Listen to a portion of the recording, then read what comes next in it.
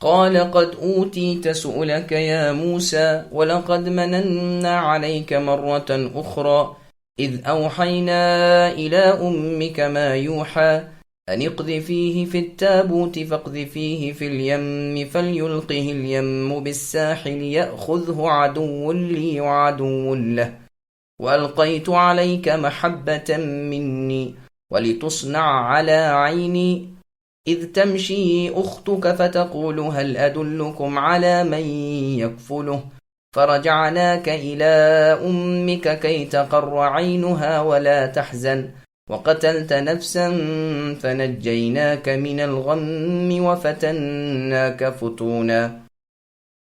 اللہ تعالیٰ نے فرمایا، موسیٰ آپ کے تمام سوالات پورے کر دیے گئے۔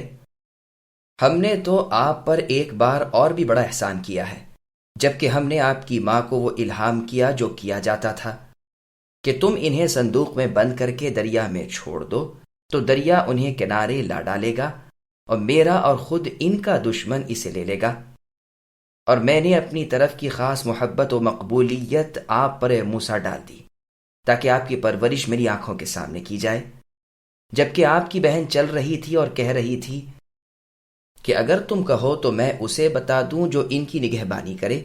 اس تدبیر سے ہم نے اے موسیٰ پھر آپ کو آپ کی ماں کے پاس پہنچایا کہ ان کی آنکھیں ٹھنڈی رہیں اور وہ غمگین نہ ہو۔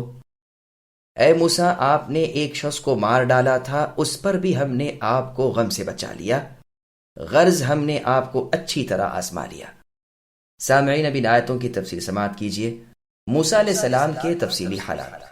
موسیٰ علیہ السلام کی تمام دعائیں قبول ہوئیں اور فرما دیا گیا کہ آپ کی درخواست اے موسیٰ منظور ہے۔ اس احسان کے ساتھ ہی اور احسان کا بھی ذکر کر دیا گیا کہ ہم نے آپ پر ایک مرتبہ اور بھی بڑا احسان کیا ہے۔ پھر اس واقعے کو مختصر طور پر یاد دلایا کہ ہم نے آپ کے بچپن کے وقت آپ کی ماں کی طرف وحی بھیجی جس کا ذکر اب تم سے ہو رہا ہے۔ تم اس وقت اے موسیٰ دودھ پیتے بچے تھے۔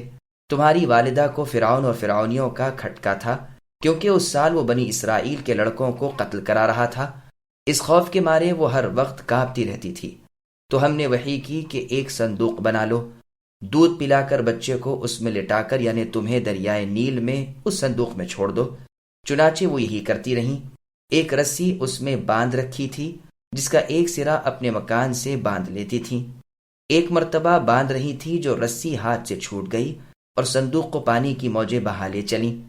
اب تو کلیجہ تھام کر رہ گئیں، اس قدر غمزدہ ہوئی کہ صبر ناممکن تھا۔ راز فاش کر دیتی لیکن ہم نے دل مضبوط کر دیا۔ صندوق بہتا ہوا فرعون کے محل کے پاس سے گزرا۔ آل فرعون نے اسے اٹھا لیا کہ جس غم سے وہ بچنا چاہتے تھے، جس صدمے سے وہ محفوظ رہنا چاہتے تھے، وہ ان کے سامنے آ جائے۔ جس کی شمع حیات کو بجھانے کے لیے وہ بے گناہ معصوموں کا قتل عام کرا رہا تھا، وہ انہی کے تیل سے انہی کے ہاں روشن ہوا، اور اللہ تعالیٰ کے ارادے بے روک پورے ہو جائیں۔ ان کا دشمن انہی کے ہاتھوں پلے، انہی کا کھائے، ان کے ہاں تربیت پائے۔ خود فرعون اور اس کی اہلیہ محترمہ نے جب بچے کو دیکھا، رگ رگ میں محبت سما گئی، لے کر پرورش کرنے لگے، آنکھوں کا تارا سمجھنے لگے، شہزادوں کی طرح ناز و نعمت سے پلنے لگے، شاہی دربار میں رہنے لگے۔ اللہ تعالیٰ نے اپنی محبت اے موسیٰ آپ پر ڈال دی۔ گو فرعون آپ کا دشمن تھا، لیکن رب کی بات کون بدلے، اللہ تعالیٰ کے ارادے کو کون ٹالے۔ فرعون پر ہی کیا منحصر ہے، جو دیکھتا آپ کا والا اور شیدا بن جاتا۔ یہ اس لیے تھا کہ آپ کی اے موسیٰ پرورش میری نگاہ کے سامنے ہو۔ شاہی خوراکیں کھائیے، عزت و وقار کے ساتھ رہیے۔ فرعون والوں نے صندوقچہ اٹھا لیا، کھولا، بچے کو دیکھا، پالنے کا ارادہ کیا، لیکن آپ کسی دایا کا دودھ باتے ہی نہیں، بلکہ منہ میں ہی نہیں لیتے۔ بہن جو صندوق کو دیکھتی بھالتی کنارے کنارے آ رہی تھی، وہ بھی موقع پر پہنچ گئیں۔ کہنے لگی کہ اگر آپ لوگ اس کی پرورش کی تمنا کرتے ہیں اور معقول اجرت بھی دیتے ہیں تو میں ایک گھرانہ بتاؤں جو اسے محبت سے پالے اور خیر خواہانہ برتاؤ کرے۔ سب نے کہا ہم تیار ہیں۔ آپ انہیں لیے ہوئے اپنی والدہ کے پاس پہنچی۔ جب بچہ ان کی گود میں ڈال دیا گیا، آپ نے جھٹ سے منہ لگا دودھ پینا شروع کر دیا، جس سے فرعون کے ہاں بڑی خوشیاں منائی گئیں اور بہت کچھ انعام و اکرام دیا گیا، تنخواہ مقرر ہو گئی۔ اپنے ہی بچے کو دودھ پلائیں اور تنخواہ اور انعام بھی اور عزت و اکرام بھی پائیں، دنیا بھی ملے، دین بھی بڑھے۔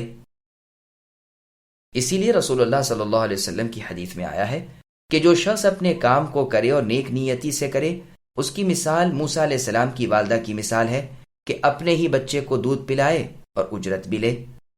بس یہ بھی ہماری کرم فرمائی ہے کہ ہم نے اے موسیٰ آپ کو آپ کی ماں کی گود میں واپس کیا کہ اس کی آنکھیں ٹھنڈی رہیں اور غم و رنج جاتا رہے۔ پھر آپ کے ہاتھ سے ایک فرعونی قبطی مار ڈالا گیا تو بھی ہم نے آپ کو بچا لیا۔ فرعونیوں نے آپ کے قتل کا ارادہ کر لیا تھا، راز فاش ہو چکا تھا، آپ کو یہاں سے نجات دی۔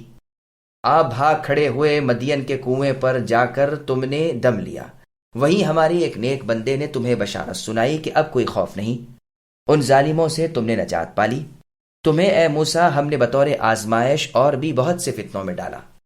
سعید بن جبیر رحمہ اللہ فرماتے ہیں کہ میں نے عبداللہ بن عباس رضی اللہ عنہما سے اس کی بابت سوال کیا تو آپ رضی اللہ عنہما نے فرمایا اب تو دن ڈوبنے کو ہے، واقعات زیادہ ہیں، پھر صحیح۔ چنانچہ میں نے دوسری صبح پھر سوال کیا تو آپ نے فرمایا سنو، فرعون کے دربار میں ایک دن اس بات کا ذکر چھڑا کہ اللہ تعالیٰ کا وعدہ ابراہیم خلیل اللہ علیہ السلام سے یہ تھا کہ ان کی اولاد میں انبیاء اور بادشاہ ہوں گے۔ چنانچہ بنی اسرائیل اس کے آج تک منتظر ہیں اور انہیں یقین ہے کہ مصر کی سلطنت پھر ان میں جائے گی۔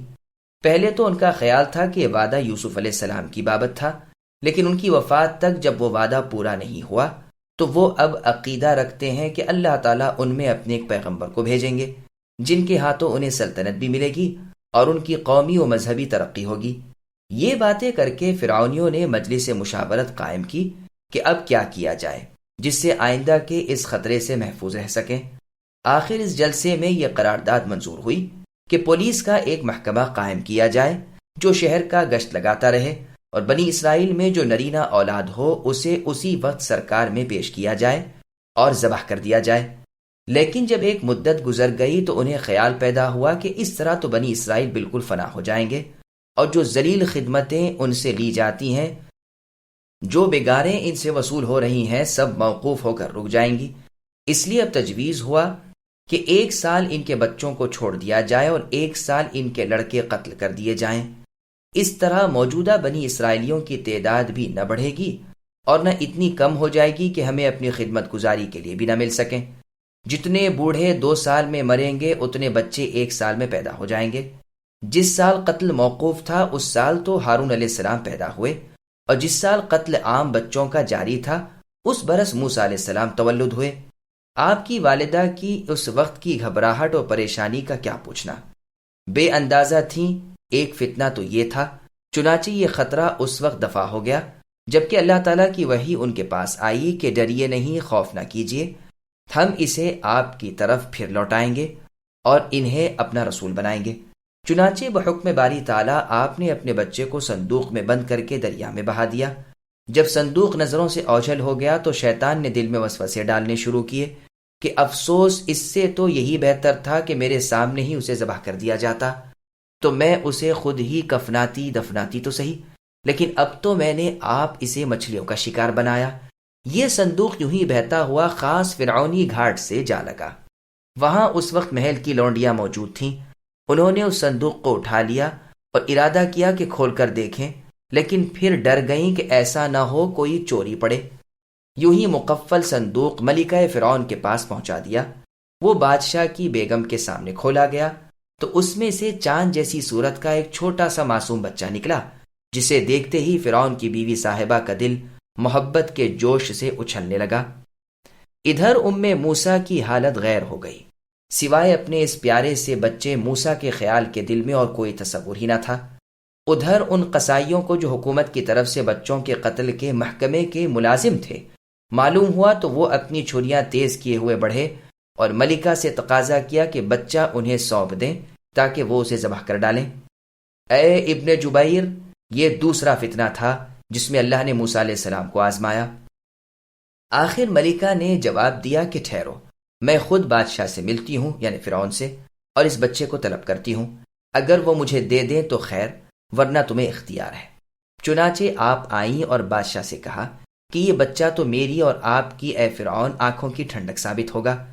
اس خبیث فرعون نے کہا بس تم ہی اس سے اپنی آنکھیں ٹھنڈی رکھو، میری ٹھنڈک وہ کیوں ہونے لگا، مجھے اس کی کوئی ضرورت نہیں۔ رسول اللہ صلی اللہ علیہ وسلم قسم کھا کر بیان فرماتے ہیں کہ اگر وہ بھی کہہ دیتا کہ ہاں بے شک وہ میری آنکھوں کی بھی ٹھنڈک ہے، تو اللہ تعالیٰ اسے بھی ضرور راہ راست دکھا دیتے، جیسا کہ اس کی بیوی صاحبہ مشرف بہدایت ہوئیں، لیکن اس نے خود اس سے محروم رہنا چاہا، اللہ تعالیٰ نے بھی اسے محروم کر دیا۔